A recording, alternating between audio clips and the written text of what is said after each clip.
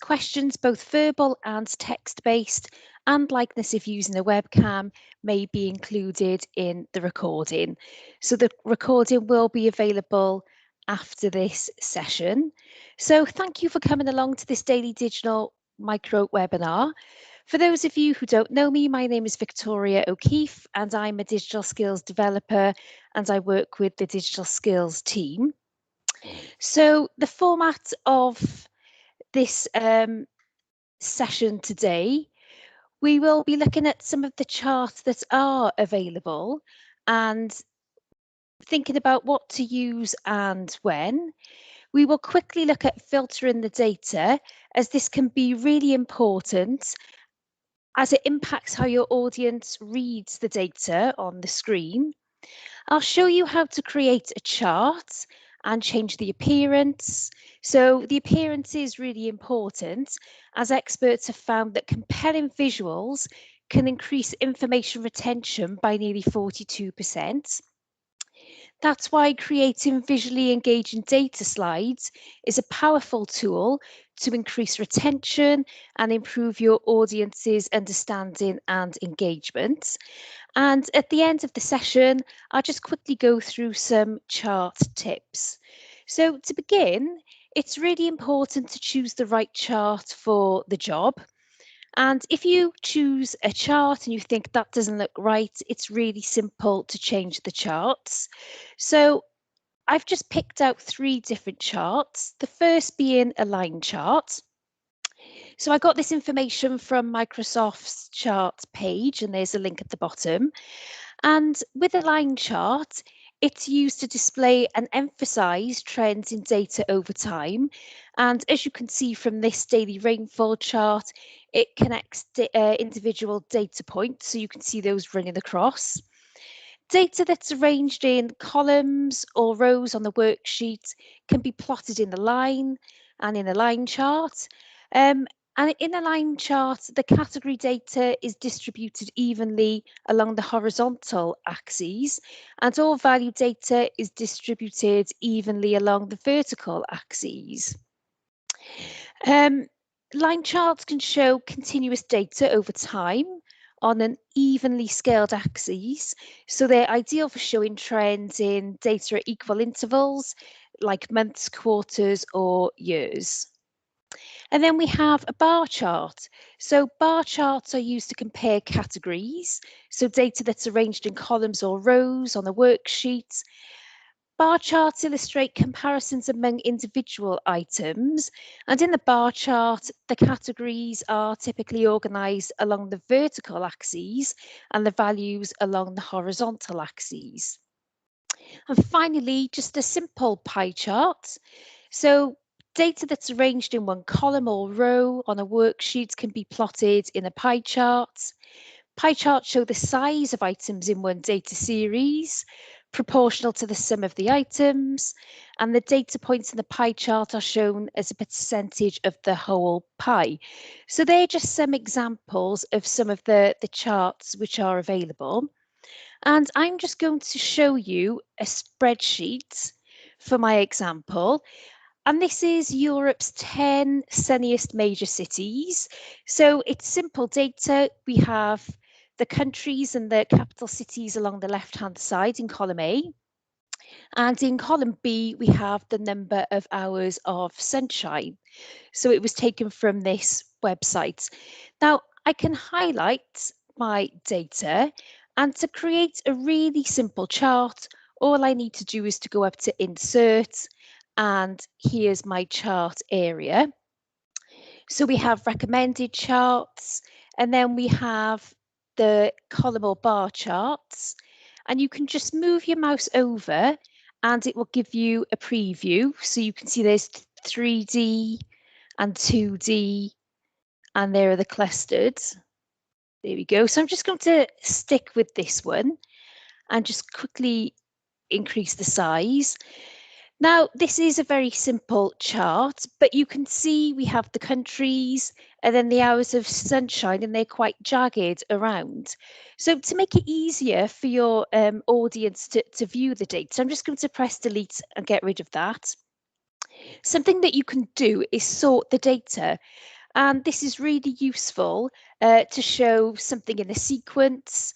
So to sort it, I'm on the Home tab, and within this editing group, I can sort it here, or I can also go up to Data, and we have a sort and filter group here as well. So I'm going to click on Sort, and it gives me the options, and I want to sort by column B because that's where my data is, and I want to sort the cell values. And I can choose largest to smallest, smallest to largest, and so on. And when I click on OK, there we go, I've sorted it. And so it's changed the order of the countries, and then we've got the lowest to the highest.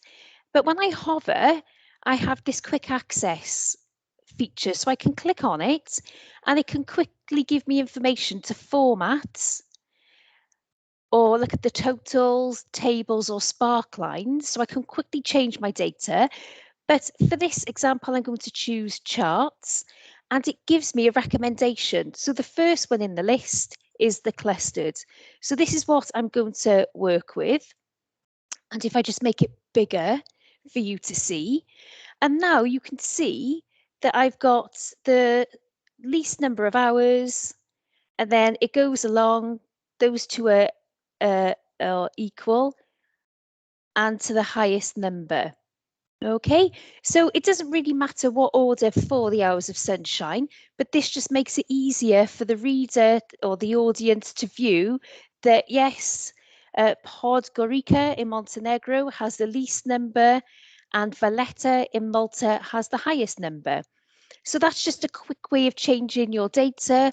Obviously, you only change it if it is applicable to do so for your particular data. And then we quickly created the chart. And now what I need to do is make it easier for my audience to see what this chart is about, because I've got the countries here and the cities and the numbers are long, but it doesn't really tell me what it is. So I can just copy and just delete chart title and paste in my chart title, but then it still doesn't give much information. Well, when was this data collected? So I'm just going to type in 2021. I can highlight my title, make it bold, increase the size just to make it easier for my audience to see it. And when I click away, I can see how it looks. So always add a descriptive title. And when I click back on the main body of my graph here, on the right-hand side, I've got these three options. So if I hover, the first one is chart elements, and then we have chart styles, and then we have the filters. So if I go with the first option and just click on chart elements, if I zoom in to make it easier for you to see, this is where you can choose very quickly what elements you would like listed. Okay, so you can just tick the check boxes or deselect the ones you don't want. And I can also, if I go up to design, and if I zoom in again, I have these add chart elements as well. And I can choose these and I can go into more detail with what I want to add. So I'll just come out of that.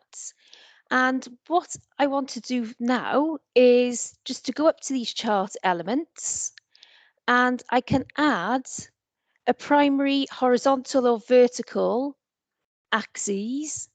I can change my title of the chart. I can add data labels.